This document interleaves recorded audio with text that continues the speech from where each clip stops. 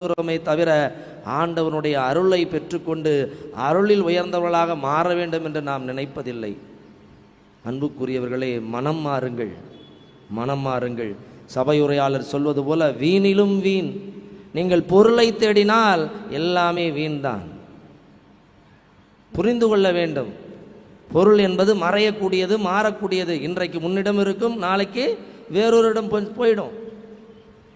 ஆனால் அருள் என்பது உன்னிடத்திலே இருக்கும். நீ அடுத்தவருக்கு கொடுத்தாலும் அது உன்னிடமிருந்து போகவே போகாது. அருள் நிறைந்தவரே என்று அன்னையை வாழ்த்தினார் வானதூதர். அன்னை எல்லோருக்கும் அருளை கொடுக்கிறாள். அவரிடம் அருளே குறைவதில்லை. கொடுக்க கொடுக்க அதிகரிக்குமே ஒழிய அருள் குறைந்து போவதில்லை. ஆகவே அன்புக்குரிய சகோதரனே, சகோதரியே, மனம் மாறுங்கள். அன்னையை போல மாறுங்கள், அன்னையை போல வாழுங்கள்.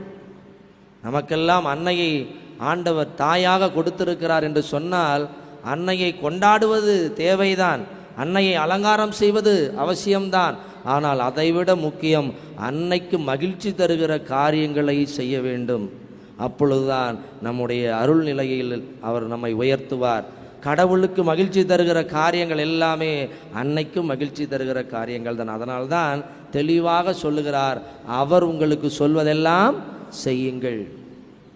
இன்னைக்கு நாமெல்லாம் கடவுள் சொல்றதை விட்டுறோம். பைபிள்